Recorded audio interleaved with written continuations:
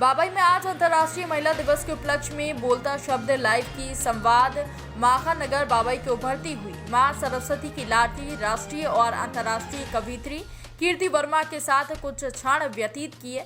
उसी की कुछ झलकियां इस प्रकार हैं। आज माखन दादा की नगरी से जिनसे हम मिलवाना चाहते हैं उनके लिए बस यही बात कहेंगे, मीठी बातें और चेहरे पे मुस्कान है, मीठी बातें और चेहरे पे मुस्कान है, ऐसी ही कवियत्री आज की महफिल की शान है। आइए मिलते हैं हम कीर्ति वर्मा जी से। आपको कविता लिखने का शौक कहाँ से हुआ? नमस्कार यशी जी, और मैं भी आप सभी को महिला दिवस की हार्दिक शुभकामनाएं देती हूँ। मातृशक्ति को नमन, वंदन, अभिनंदन करती हूँ। मुझे लिखने का शौक कहाँ से हुआ? मैं स्कूल में लिखा करती थी, निबंध प्रतियोगिताओं में अक्सर भाग लेती थी, और जब भी स्कूल में कार्यक्रम होते थे तो कविता बोलना, और अक्सर जब मैं दूसरी कक्षा में थी तो मैंने भोपाल आकाशवाणी से एक कविता पाठ किया था। पापा जी भी बहुत शौकीन थे और वो मुझे आकाशवाणी लेकर गए। वहाँ मैंने दूसरी क्लास में आकाशवाणी से पहला काव्य पाठ किया। उसके बाद जब भी घर पे मेहमान आते थे, सरस्वती स्कूल में पढ़ती थी, मंत्र सारे याद रहते थे, मेहमानों के सामने खड़ा कर दिया जाता था कि कविता सुनाइए, तो मैं फटाफट मंत्र बोलती थी और मेहमान भी बहुत खुश होते थे। ऐसे मुझे प्रेरणा मिलती गई।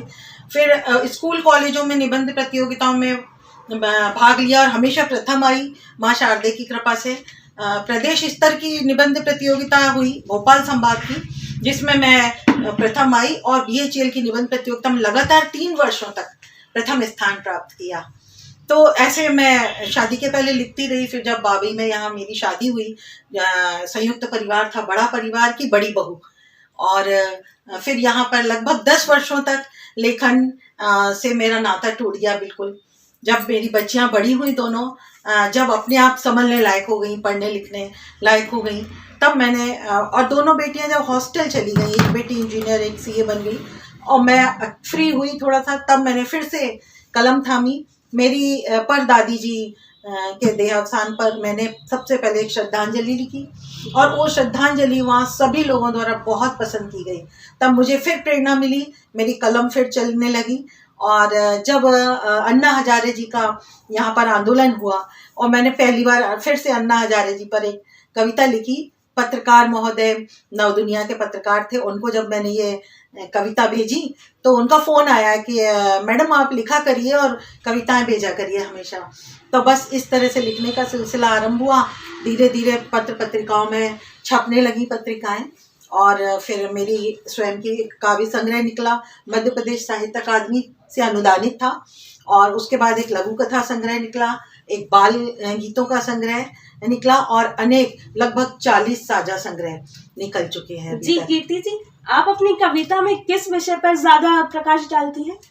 देखिए, ऐसा है कि मैं अक्सर समसामयिक विषयों पर ज़्यादा लिखती हूँ। देश में जो समस्याएं हैं उन पर लिखती हूँ। नारी सशक्तिकरण, सक्षमीकरण पर जोर देती हूँ। बेटी बचाओ पर, पर्यावरण पर मैं ज़्यादा लिखती हूँ। कीर्ति जी, आपके बहुमूल्य समय में से हमारे लिए कुछ क्षण निकालने के लिए आपका बहुत बहुत धन्यवाद। आपका भी बहुत बहुत धन्यवाद।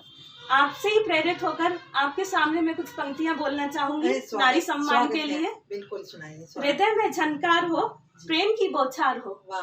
हृदय में झनकार हो, प्रेम की बौछार हो, तेरी रहमत से ए भारती सभी नारियों का सम्मान हो। वाह वाह। सभी नारियों का सम्मान हो।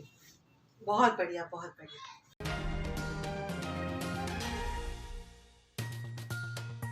किरण गर्ग की खास रिपोर्ट।